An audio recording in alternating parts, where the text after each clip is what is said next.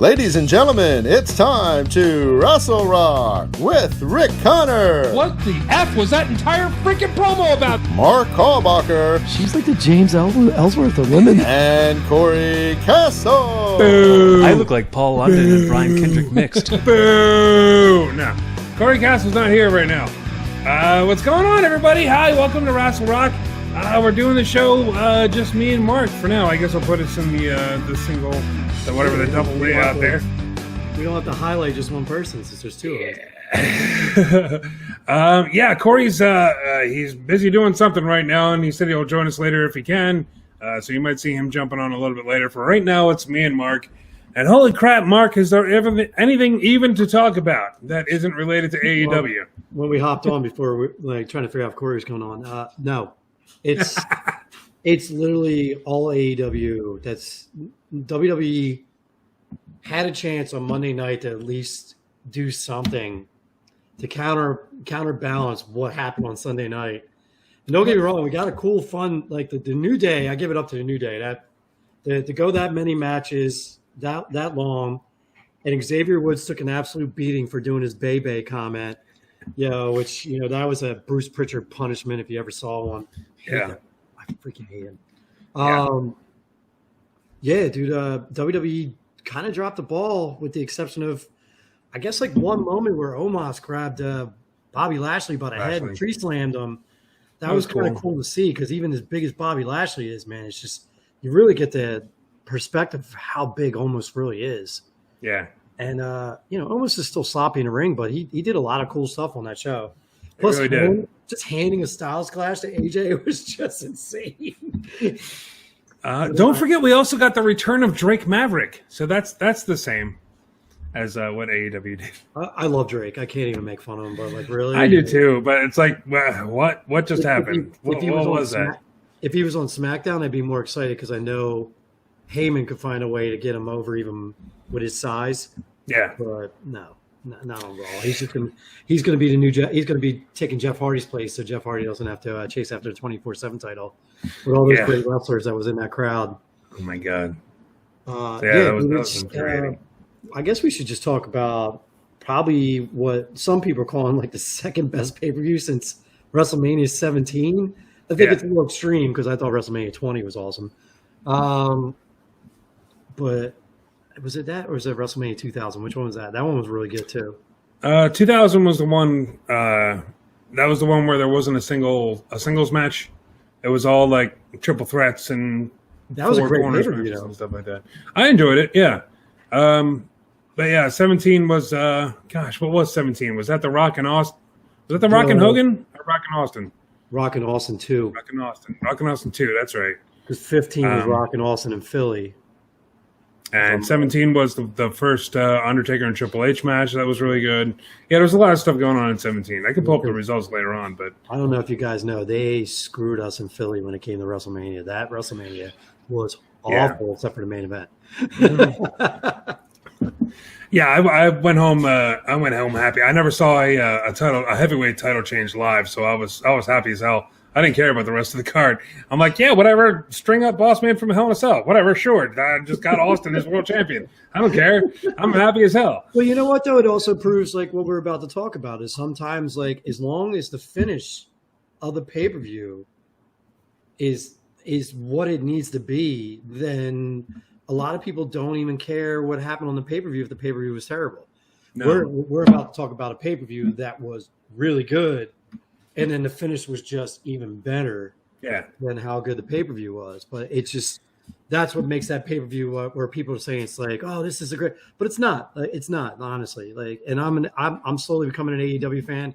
All my favorite wrestlers except for Samoa Joe and AJ are there. Like that's it. Like everybody I cared about in WWE is now in AEW. CM Punk, Daniel Bryan, Adam Cole, the Undisputed Era was pretty much my life for the last 4 years in NXT. Yeah. Now they're broken up. Bobby Fish is in the ether. Adam Cole's in AEW, and they said it's only a matter of time. They're going to get rid of Roddy. Yeah, they're talking about Roddy getting booted, and it's like the greatest faction for the last 4 years, and now they're just an afterthought in one company. Yeah. I would like to see them all end up over there with AEW doing separate shows. Maybe they can figure a way to like highlight them on one of their shows and just have those guys together as another faction again, or some kind of offshoot of the Elite. Like maybe turn on the Elite later on, and the three of them show up and help Adam Cole or something. Because it's just sad to hear like talent like that.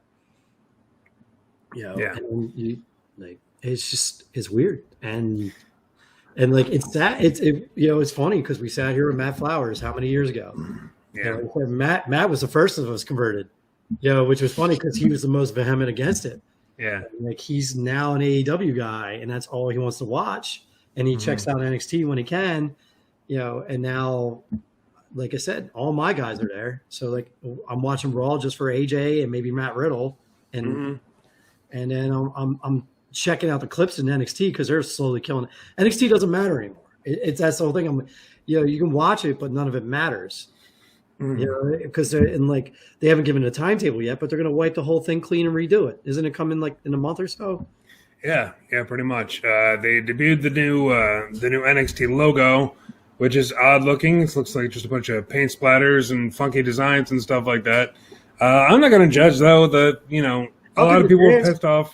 A lot of people were pissed off about it, but they were pissed off when the WWF logo changed to the weird New Generation sideways looking logo, and after a while, just nobody cared. They were pissed off about this weird scriggly logo that became the Attitude Era. It's people are upset with change. I care more what's going to happen, and like I said, I'll give it a chance. But right now, everything that's going on in NXT is just null and void. Samoa Joe won the title, and I'm happy for him because he's one of the best ever. And that was a great match, the finale of that NXT pay-per-view. Yeah, definitely. I think a lot of people were exhausted from the falls count anywhere, and that unbelievable Dragunov Walter match, which is just absolutely brutal to watch again. Yeah. But they did exactly what they needed to do. Like Joe's wrestling a guy has very limited skills, but has size and does have impact. And Joe still flew through ropes and put him into the wall. And but right now it's AEW and nothing else right now. That's it. Yeah. Like I got my problems with AEW and I got my problems with WWE.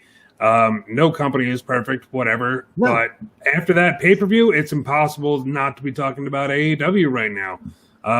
Daniel Bryan who's now Bryan Danielson. He was the hottest star even before he got to AEW. And I mean, he headlined WrestleMania with Edge and Roman Reigns 4 months ago? 5 months? Like 4 or 5 months something like that. It's crazy that he just left the company after that. And Adam Cole, like you were talking about, ran NXT for like 4 years, man. He was not only that, the top of the card. Not only that, we can talk about the main event. Christian, who was in the Royal Rumble a month and a half before Daniel Bryan headlining, is in the main event. Yeah. In a great match, probably the second best match of the night. Next to that tag match, if you did not see the Lucha Brothers versus Young Bucks, I don't care what any of you guys think about the Young Bucks. I know they do too many kick-out finishes. I know they do too much goofy. That match is out of this world good. The Lucha Brothers, I've been praising these guys for years.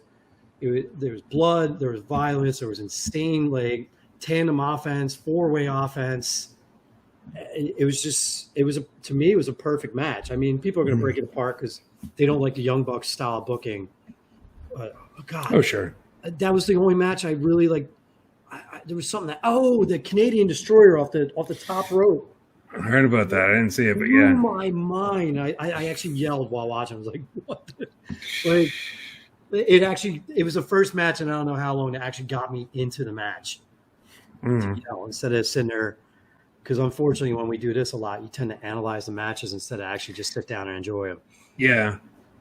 I know what you're talking about. It's especially, I know being involved in wrestling, like actually becoming a wrestler on the indies, that kind of ruined my fandom a little bit. I was just talking about that the other day, how it's like, well, now I can't watch a wrestling match and not thinking about the booking and how that bump went as opposed to how it should have went and who's at fault if they messed up and all this other stuff.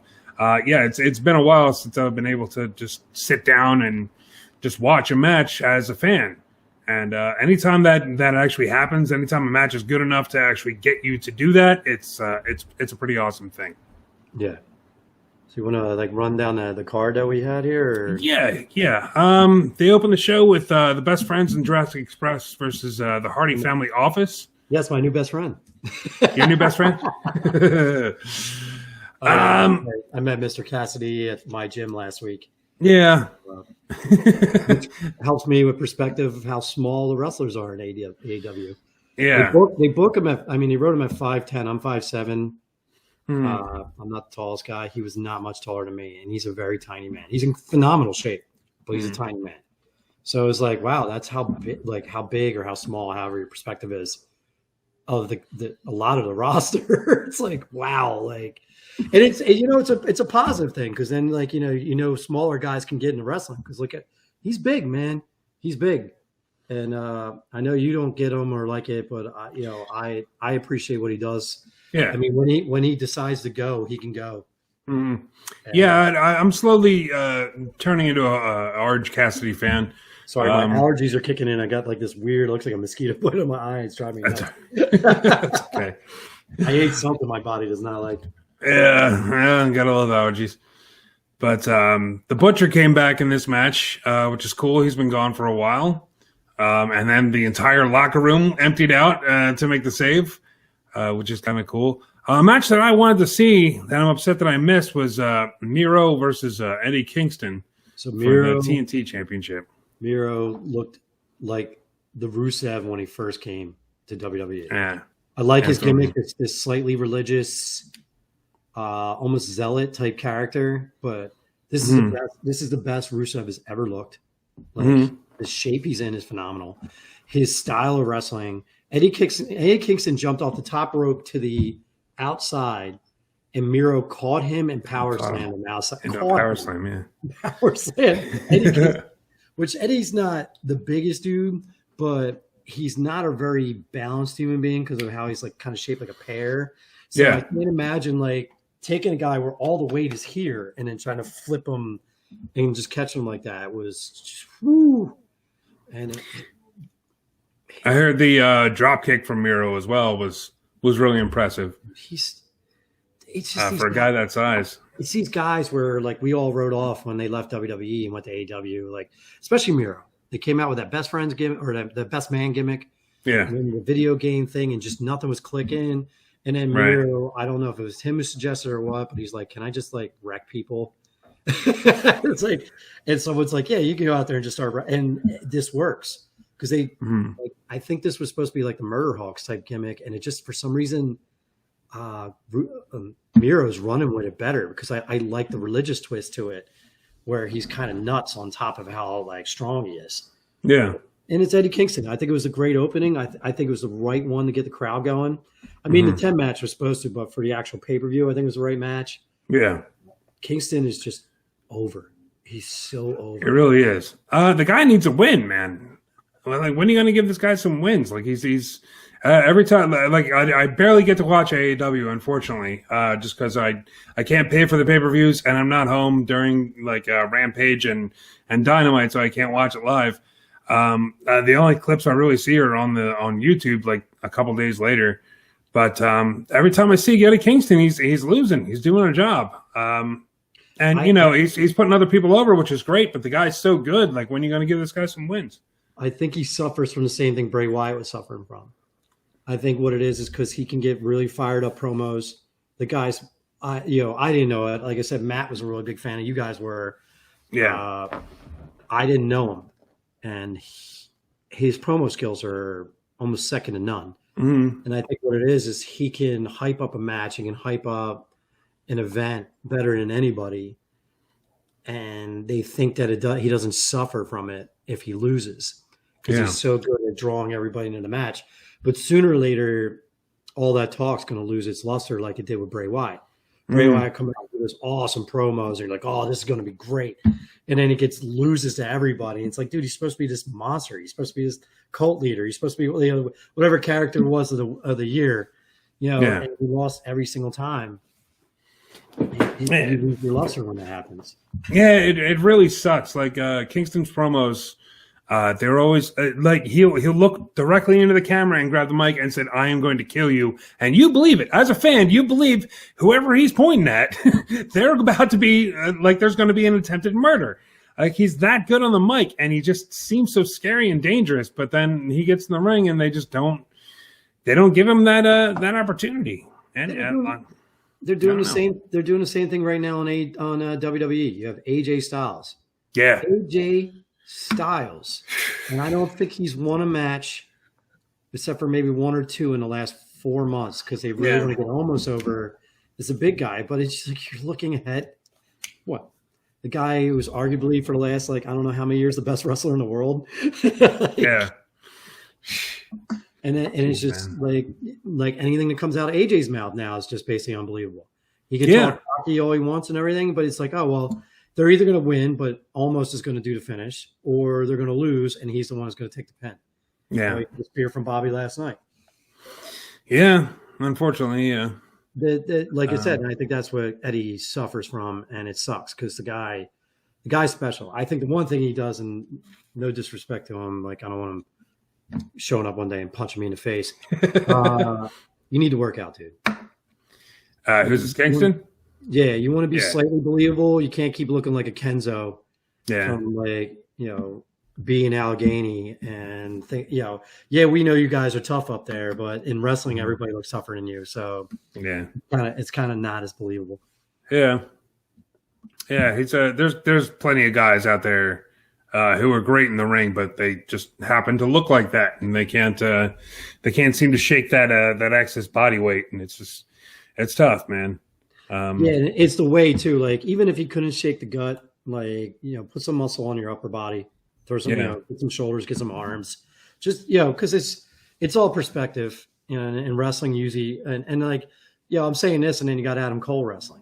But like, it's all perspective. But like when you see a guy like him, like I don't believe he can beat up anybody, especially Miro. Miro's chest is like the width of a freaking Buick. It's like how you're supposed to believe it. But great opener. If I did any kind of star rating, it was definitely a 3. Like I don't think there was a match under 3 stars this entire pay-per-view.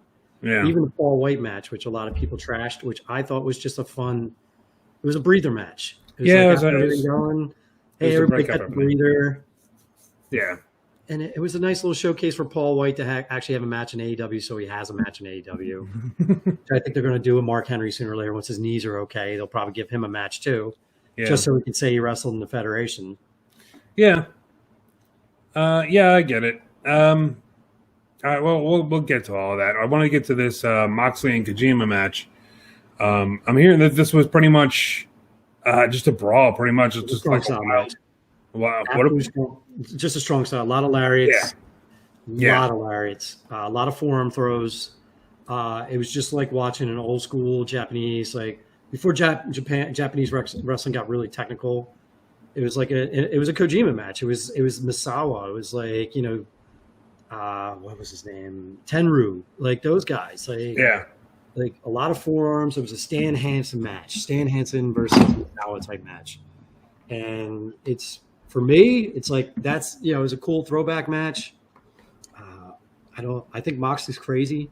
I don't know why he just had a kid, and I don't know why he likes doing this. Just what he likes doing.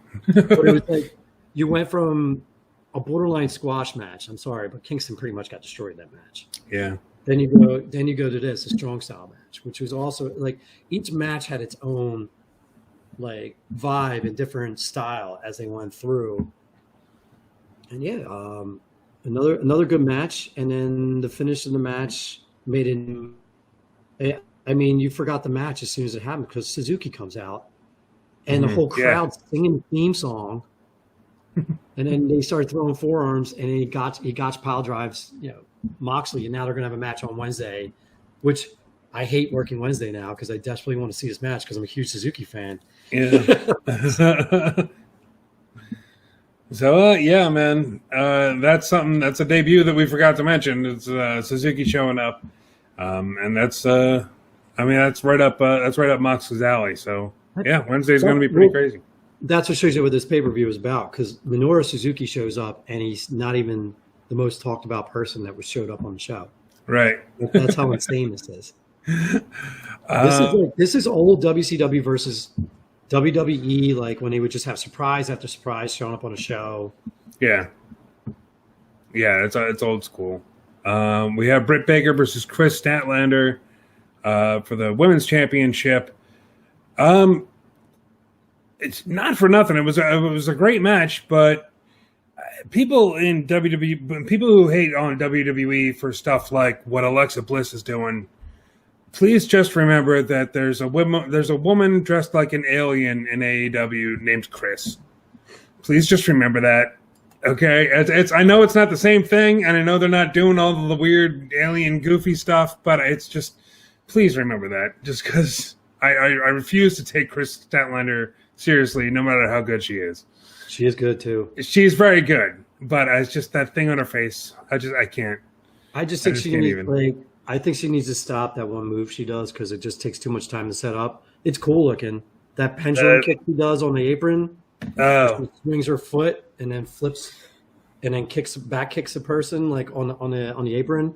It's a really cool looking move, but it just takes so long to set up.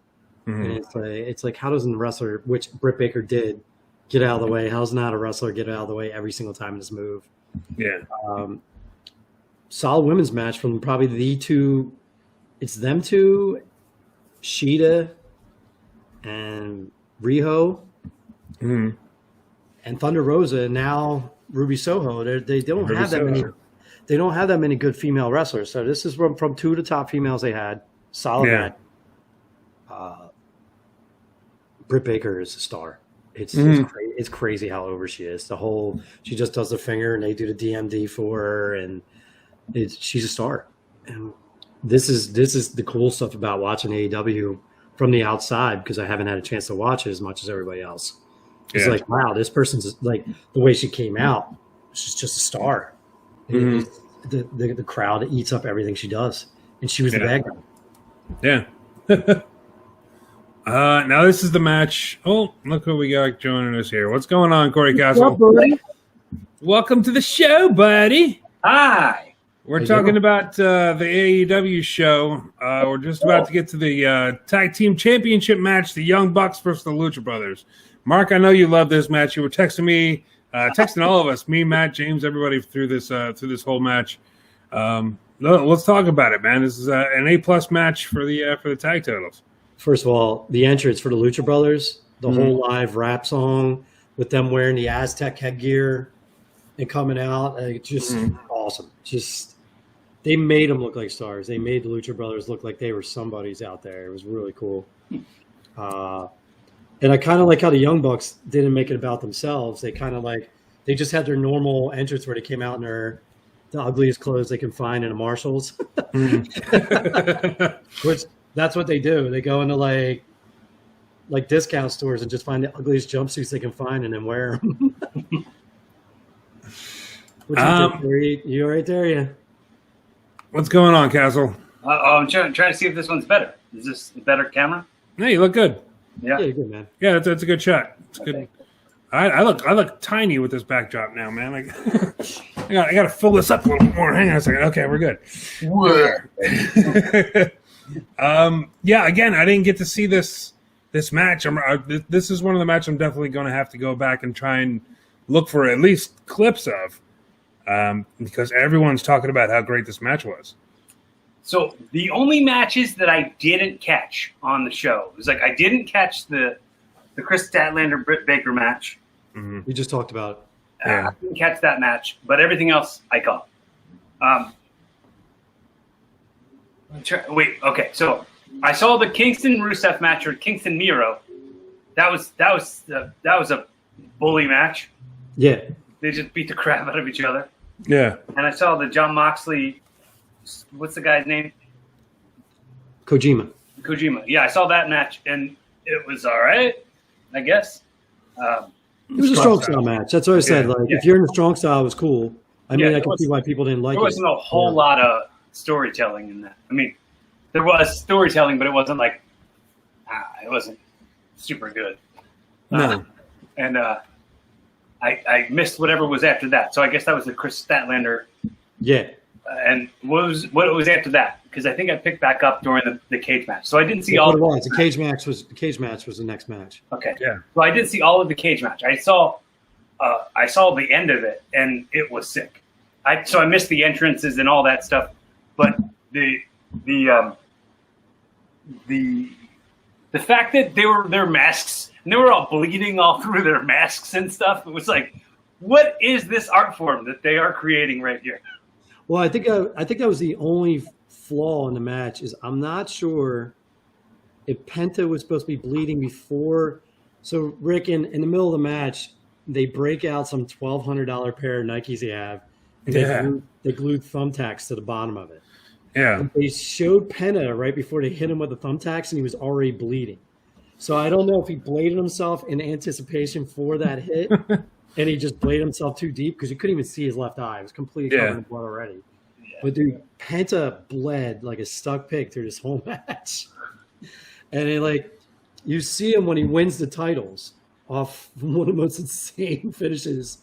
They did a whole 4-way forearm to super kick to kip up to a hit move. It was just insane. But they showed him they both got emotional when they won the titles. And you just see Penta scooping the blood out of his eyes while he's crying, sitting in the ring. Jesus. But what you said though, man, you couldn't see anything. His whole mat, where his eyes were supposed to be in the mask, was just completely covered in blood. Damn. Cory, you all right over there? Yeah, I'm just seeing if that microphone is different. Because does my sound better than it was sounding? No, this is worse. This is way worse. Okay, then I will not say anything else. Back to that old mic. Whatever you were using was just fine. The Casino Battle Royale was next.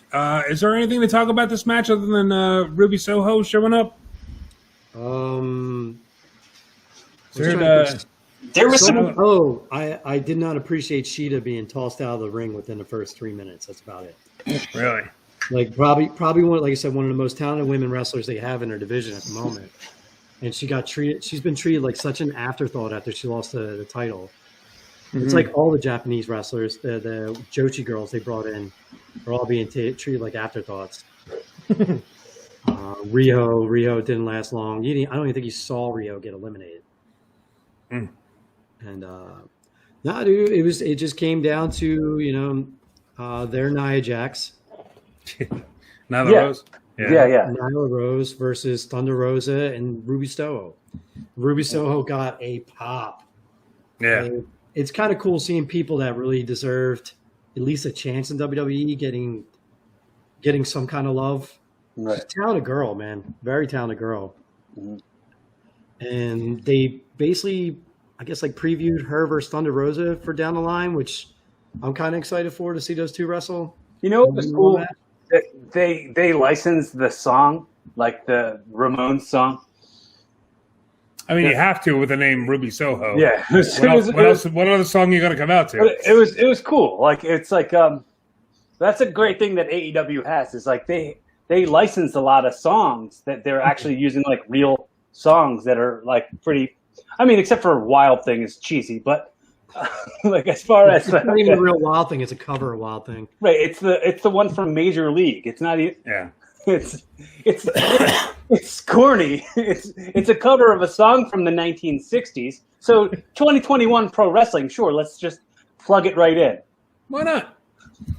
Hey, if it works, it works. And I'm not going up against Charlie Sheen anytime soon to tell him that's wrong.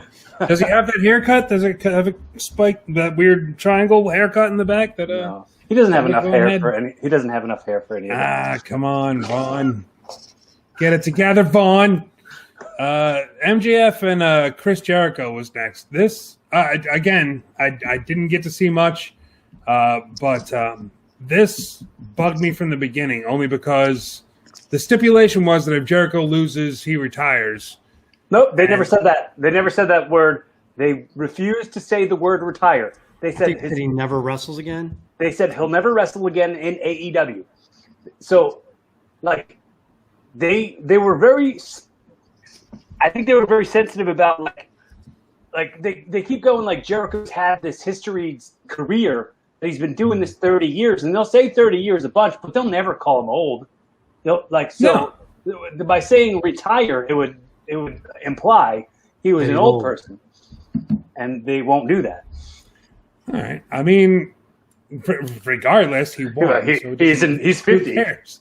It doesn't matter what you call it. The stipulation was null and void. Right. But just the treating it like a retirement match, like it was going to be his last match, that kind of bugged me. Just because it went through the whole thing with Nick Gage and Hoovy and all this stuff, the labors of Jericho up until this Wardlow.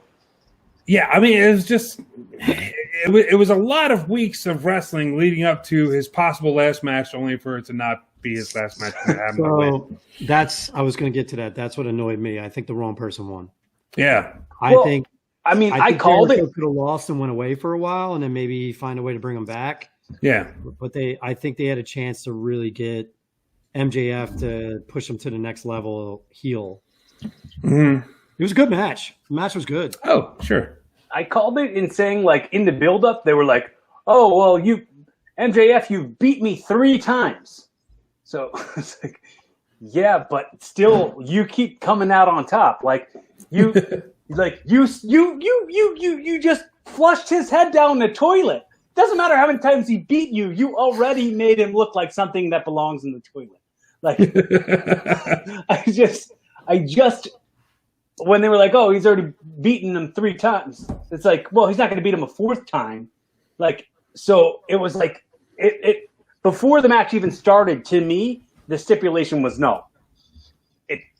It didn't, I felt like it was just, if you're familiar with wrestling booking and how things go, you know that somebody doesn't put somebody over 4 times in a row. Yeah, it was just, especially a face putting a heel over, or if it's that's kind of what I'm saying. Like, I think the whole thing was booked improperly. Right. Not just the match, not just the stipulation. I think there was going back to the beginning. The finish was already there. Like MJ, like the guys run down, distract the ref. MJF grabs Chris Jericho's own back because he's stupid enough to leave it in the corner. Hits Chris with the bat, and he should have pinned him right then and there. And then he had him in the Fujiwara armbar twice, like rolled him and still couldn't beat him. It's like, why do you need to make Chris Jericho? It's Chris Jericho. Yeah. Why do you need to make him look so strong against a 23 or 24-year-old, probably the future heel of all wrestling business? Yeah. I don't know if I've said this before on the show, but I think I have. MJF, to me, and forgive me, and this is no slight on him personally, but I feel like he's an impression of every other thing I've seen a million other times. Like, I feel like he's doing an impression of The Miz, doing an impression of The Rock. You know what, though? Like, I see that too. And the one thing, like I said, is this is 23. Right. Give him time to, like, really, really figure it out, or someone to finally pull him aside and be like, hey, why don't you just try this with your character? Yeah. Just to make him go, like, just turn the dial this way a little bit. MJF yourself. Yeah. But he's almost there. He's knocking on the door, but there's just something missing. Yeah. He's the only true heel trying to get himself hated, no matter what he does. Well, it's also mixed in with, like, AEW fans, or like, they don't, like, legitimately want to hate anybody who's a part of AEW, because AEW is like they're like rescuer, like, so they like, they don't even like barely play along. They want to still cheer them and stuff. It's like, it's strange. Like, that's kind of the difference with WWE and AEW, is that, like, the heels will get over as heels and be really hated. And in AEW, they're like, oh, participation. You're on my favorite brand. Absolutely. Gonna love you anyway.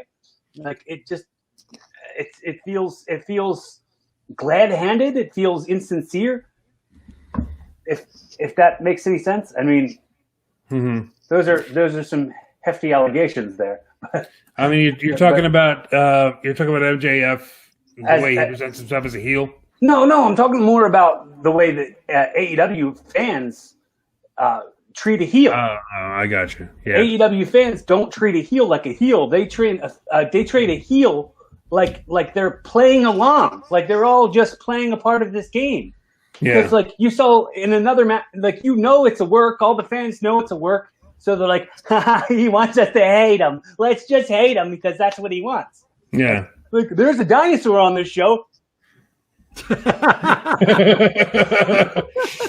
you go, Rick. That's the truth. That's the truth too. That's your Alexa Bliss argument right there. Yeah, There's there you go. Man pretending to be a grown dinosaur. So we got a dinosaur and we got an alien. Let's not pretend anything Alexa Bliss does is too insane. She's got a doll. She's got a doll that blinks. Got a doll. She's got a winky doll. A winking doll. I don't care because Alexa Bliss and goth makeup is so hot. It very much is. I can't deny. But did you see a meme? After WrestleMania, there was a meme that was like when she was on top of the Jack in the Box and all the stuff started leaking out of her mouth. Mm-hmm. And someone memed it and they were like, "Why am I hard right now?"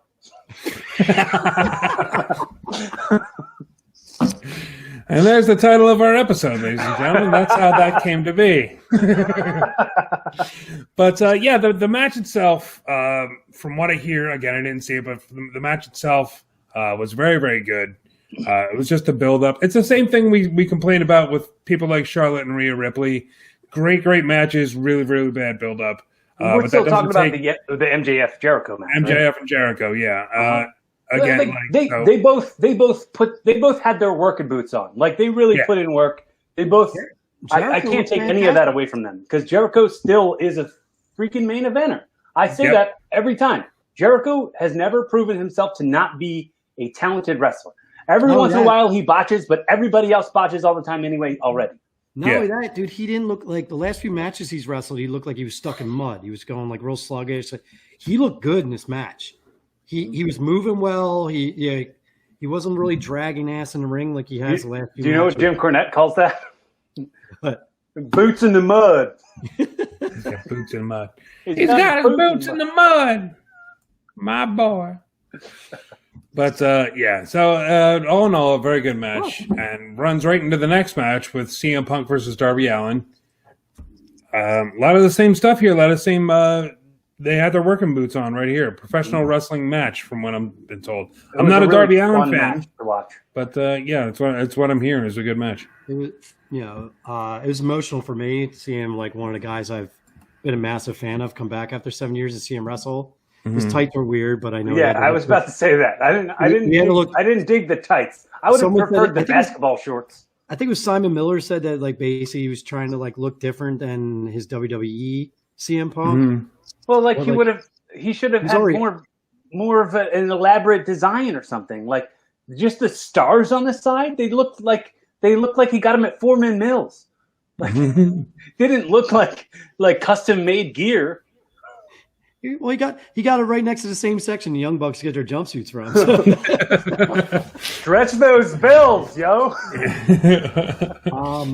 It was emotional. I am still out on Darby Allin. I don't get it. Yeah, same here. That's just me being an older gentleman. But we were talking earlier about guys that need to work out. He looks like they just picked up a kid that was at the skater park and they brought him in and they taught him how to wrestle. That's what this skinny little chicken chest looks like. You've never sounded so 55 years old in your life. Am I wrong? Tell me I'm wrong. You said skater park. That was what I was thinking about it for. What is it called? I'm sorry, the skateboarding empty pool? What do you want me to call it? It's a skater park, is it not? Is that not what it's called? What is under 95 right now? It's just skate park, dude. Skate park, skater, whatever. Who cares? Right? Who cares? Who really cares? You care. Shut up, my law. You got a little chicken chest. Tell me I'm wrong about it. About his little skinniness. Well, I think what that does, and in the build up to the match, if you hear like CM Punk talk about it, he's like, when I was 15 years old and I was playing I was playing wrestling in the backyard with my friends. Like to watch wrestling, I'd say Darby Allin would have been my favorite wrestler.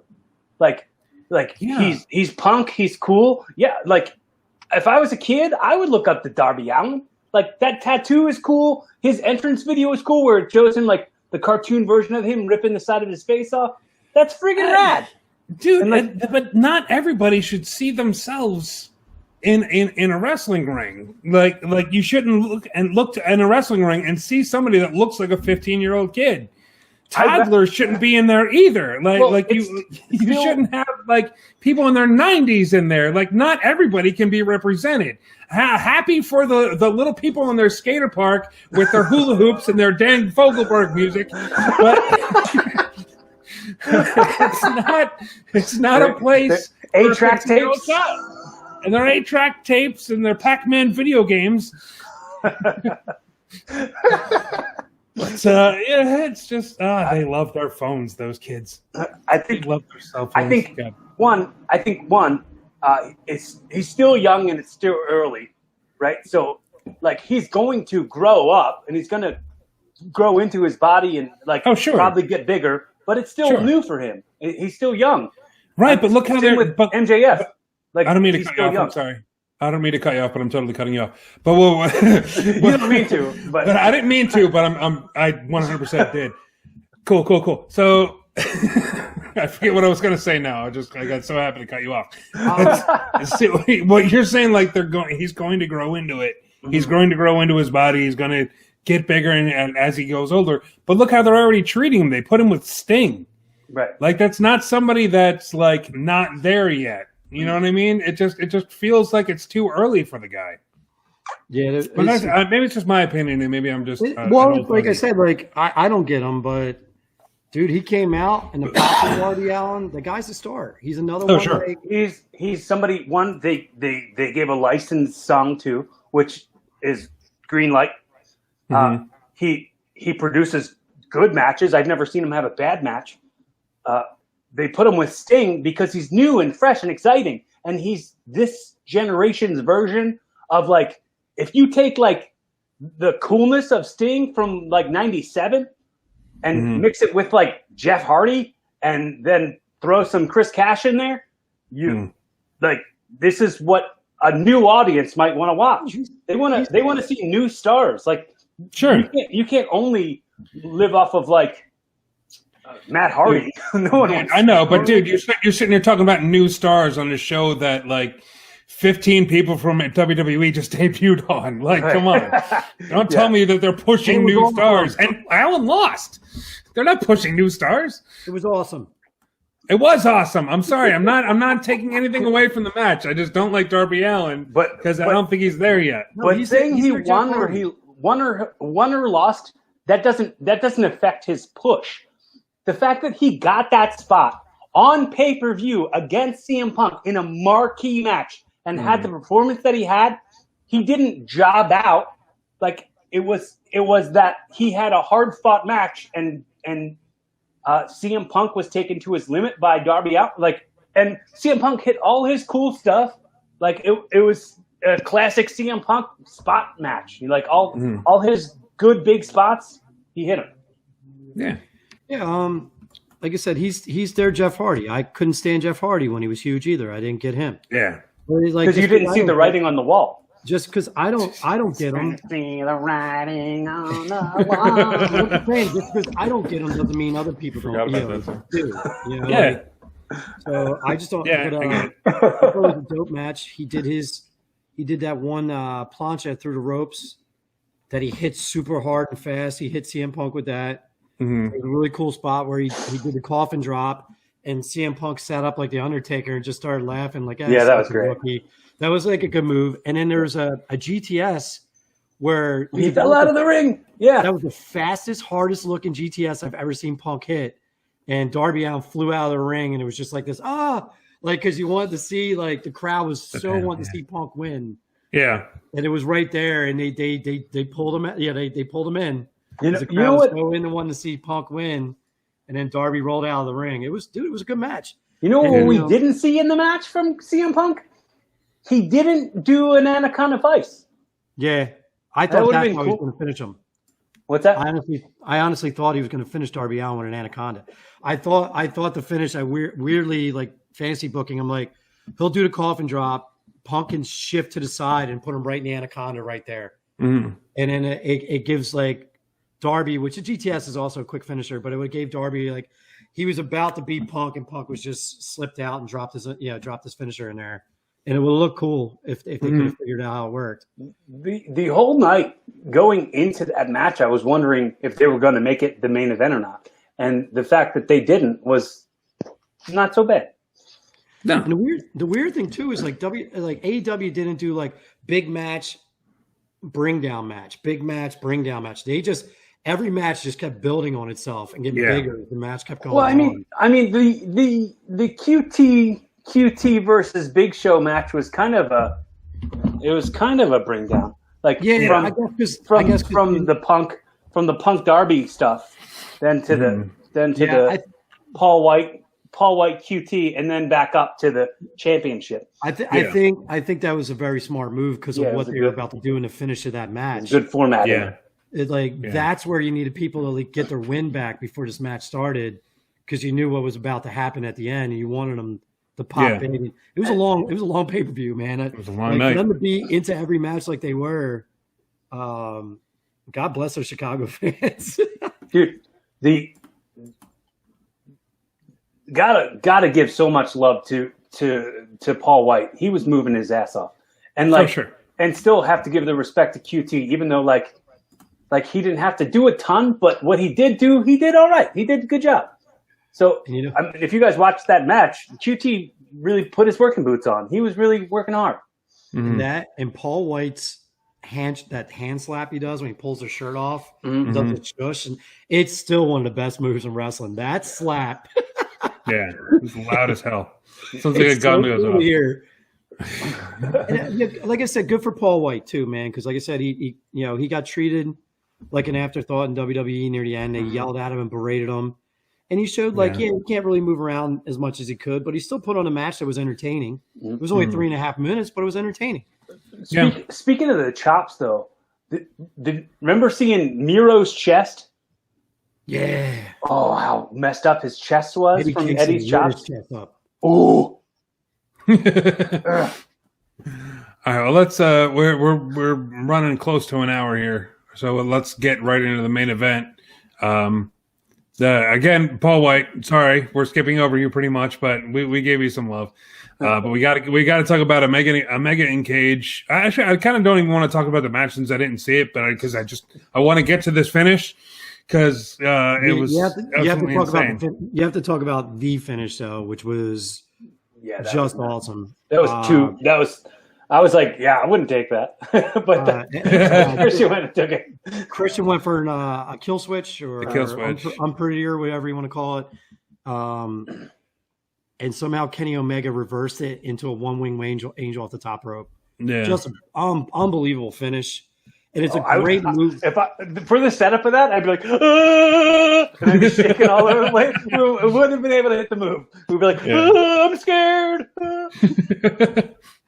Dude, and it gives kind of Christian an out because the match was really good and it was an even bout. These are some of the best V triggers I've seen Kenny Omega hit too. His knees look really stiff. He's Christian strong because Kenny didn't necessarily go over clean. I mean, he had some outside interferences in there, and then he also hit a move that, like, justifiably, if the champion of your company hits you with his finishing move off the top rope, like you got beat by the champion. It's not so bad. I mean, he lost his undefeated streak, but that's where you lose it, though. That's where you lose it. You don't lose your undefeated streak to Daniel Garcia. Who's Daniel Garcia? He's the kid with the what Ever Rise. He's the kid who hangs out with Ever Rise on AEW. He also is like a teenage boy. But he's also young and he will grow and he's really talented and very good. Yes. But, like, you want to lose your undefeated. Let's put that guy with Hogan. I think he's ready. I'm kidding. We got to get from that finish into the finish of the pay-per-view. Omega's standing there in the ring, saying that if there's anybody in this business that can beat him for that title, they're either already here or already gone or they're dead. And they're either not there or they're dead. And the lights go out and the whole crowd starts chanting yes, but that's not who comes out. Adam Cole's music hits. Glad Adam Cole still hits the he got to keep his number one, his name, and number two, the Bebe thing. Glad all that came with him. That was all previous to WWE though too. He was using that. Oh sure. Before. Yeah. Dude, but I mean, like when in that crowd yelled "Bebe" with him, dude. Yeah, that's what I'm saying. Like they were expecting Bryan Danielson, and they got Adam Cole, and they popped even bigger. So it was very, very nice, and it was a very nice swerve because Adam Cole's now with the Super Elite there, and I thought it was dope. You know, they kicked the Jungle Boy, and they turned around with like this, and they did the 3-way kiss on his head, and he was just smiling, and it was just and honestly, I watched the whole pay-per-view, and I was kind of angry because like YouTube kind of ruined it for me that Adam Cole showed up before I got a chance to watch the pay-per-view because I accidentally had YouTube set up on my TV when I got home and turned the TV on. There's all the What Culture videos, and all the Wrestle Talk videos, and all that. The thumbnails. Adam Cole's everywhere, and I was mad. And then I'm watching the pay-per-view, and Adam Cole never came out. And then when the lights went out, I was like, Daniel Bryan's coming up. I was like, what happened to Adam Cole? Did he come out there in like the Jungle Boy match and like the pre-show, and I missed it? But nobody talked about it. So I was like, what the hell's going on? So when he came out, I was like, oh, this is cool. Yeah. And like I said, when he did the whole, how he leans down and starts doing his little sway and jumps up. Dude, that Bebe chant was a crowd. It was just pop. The pop was insane. The crowd was so ready for that. Oh yeah, there were. But instant star, instant megastar. As soon as he did that, Yep. It's just wild. It's wild seeing guys. Well, he was a star in NXT. You can't say he wasn't. But but I mean, how insane is WWE for letting that guy go? No, they wanted him. Like, they were going to pay him. But did you hear the rumor they wanted? No. What's this? What happened? They're like Vince McMahon tells them like, we have a spot for you on Raw. We don't have a spot yet where we're going to go on Raw or SmackDown. We'll let you know. And then they come back to him. We're like, here it is, kid. You're going to be a heel manager on SmackDown. What? Adam Cole, heel manager. God damn it, man! You want to talk about I thought you were going to say old something fogies behind the times? God, I'm sorry. I thought you were going to say something cheesier. I mean, that's cheesy, but I thought it was going to be like he's like the illegitimate son of Michael Cole or some dumb thing like that. Do you think when they called him and told him that Triple H was just sitting like this at the table because they didn't even look at anybody in the eye? Because they just destroyed his megastar and like a second. My God, yeah. How do you not leave at that point? Dude, how does Triple H not leave? Yeah, I mean, that's true. Yeah, Triple H is pretty much baby just got taken away from him with the NXT thing. But then, we're not, as Kenny Omega says, we have to send the crowd home happy. So we have Bryan Danielson making his debut to another huge pop. I kind of got emotional. It was kind of dope. Yeah, really? Yeah, because, dude, the crowd popped and then the yes chants hit. Mm-hmm. And he just stood up there and you saw his eyes well up. You saw the tears starting to come. And he just let out that big cocky smile he always has when he says something, pissed WWE off when he used to do like talking smack. If there's ever a moment in the world where your internet goes wrong or your stream goes out, it was like boom, and it turned off. And I was like, no. Really? Mm-hmm. Yeah. That sucks. The stream I was watching froze. Oh man. It's another thing. Like we were talking, Rick, this is a guy who headlined WrestleMania coming down to save a guy that was in the Royal Rumble. It's all happened this year. And Adam Cole was on NXT pay-per-view, like 3 weeks ago, something like that? It's all the underappreciated guys that we all love. The only thing that could have made this better is if Keith Lee just showed up and powerbombed everybody in the ring. Oh, I thought you were going to say Bray Wyatt. No, not yet. Isn't he? Didn't he debut or didn't he like sign the Impact or something? Him and Braun Strowman and Eric Rowan. There's rumors that he's about to sign somewhere. I didn't know he signed an Impact. I know he's in talks. We'll find out about Bray Wyatt. A lot of people are saying he's coming to AEW, but we'll see. Can I say something that I kind of didn't like about Adam Cole coming into AEW? Sure. That they automatically put him into a faction. I did not like that very much. I mean, Adam Cole is so special. Like they could to just put him with all his like friends. It just felt like he's a mega star. Like he's so relevant. Now you just buried him in this faction with the cheesiest cheese that is Carl Anderson and Luke Gallows with their they act like little brat assholes.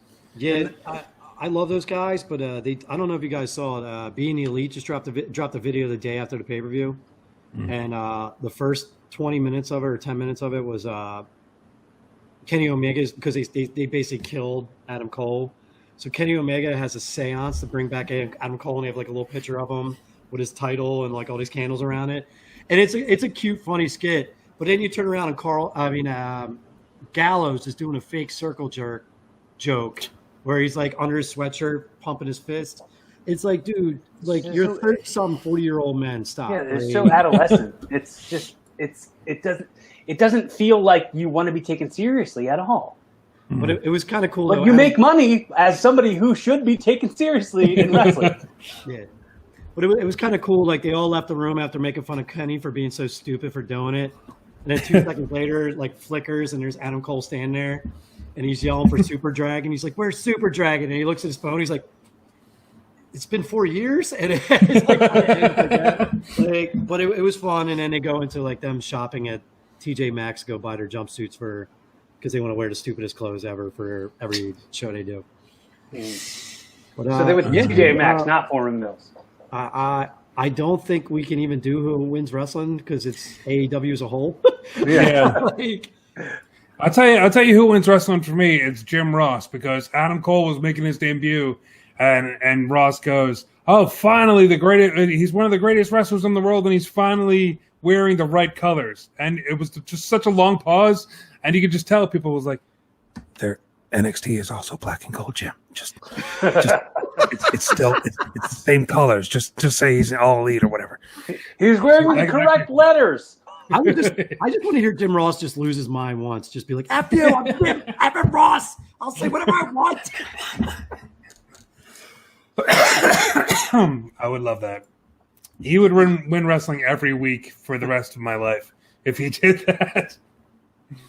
But yeah, man, that was All Out. We didn't talk about anything else this time. So for all you people that are like, "Oh, you love WWE too much, you never cover AEW," there you go. You just got an hour. You got an hour of All Elite right there. Can we do like the quickest, instead of the who wins wrestling, because we kind of just did that? Could we do like the quickest? Oh yeah, Austin. Before we could do like the quickest review rating. What is it? Okay. Up to. What's the top? What's the top one? It's 1 to 4. Top 1 is 4. Yeah. Okay, so it's the Ric Flair for me for this pay-per-view. I can't say none less than 4 stars. I mean, like we were talking, the finish. That's what people will be talking about for a very long time. Like Adam Cole, Daniel Bryan, Kenny Omega's in the ring, Christian's in the ring, Jungle Express, the rest of the Elite. It's just one of those moments in wrestling. We're not in 3 weeks. We've got CM Punk and Bryan Danielson and Adam Cole. Yeah, it's insane. So yeah, 4 from Mark there. I didn't see it again. I saw little clips here and there, but I got to give it a 4 as well. Jesus! That's wrong one. Sorry about that. Wrong one. What's that one? What's that? I don't know. It should be 1. Jesus! Definitely should be a number on there somewhere. That's gonna be for the worst match of the night. Did you use that? Did you use that last week when you did your thing with Eddie? Yeah, that's up. You should take a look. Okay. When you get a chance, we just told Jesus stories, or sorry, Zandic stories through the entire thing. It was really good. It was me, Eddie, and Niles Young. Yeah, I watched a minute or two of it, and I was like, it was on YouTube, and I can't listen to YouTube while I'm doing other things. So I like closed it out to do something else, and I never opened it back up. So I'm better at listening to podcasts that are audio, so that I can continue to do other things too. Well, that is up as well on iTunes as in audio form. If you want to check that out. And might as well do my plugs now while we're thinking of it. Go to RassleRock.com for all your Rassle Rock needs, videos, merchandise, everything. Check out the new YouTube channel. Hopefully you're watching that on this right now. Watching this on that right now. This on that on this. This on that. So Rassle Rock's going all over the place. Like the video, comment on the video, share the video, subscribe to the channel. And check out Cory Castle's podcast as well. I'm going to do your plugs since you always do my plugs, and I'm going first. Involvement with Cory Castle on YouTube.com/Cory Castle. Check all that out. And I think that's it. Does anybody else have anything else to plug real quick before we get out of here? No, we're all good. Just see it. I want to make sure I say real quick, happy Labor Day to everybody. Happy Labor Day, Mark. Happy shout out to all the vets. Happy belated Labor Day. Want to make sure I also say everybody affected by the storms and the floods. You've got all my positive energy. I really hope that you recover as quick as possible.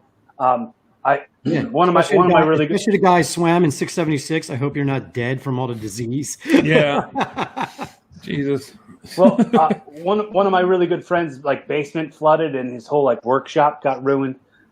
Put a GoFundMe up on my Twitter page, so just follow me at Cory Castle and check out that GoFundMe page to help him restore his workshop in his basement. He's a blacksmith, and a lot of his equipment got wrecked.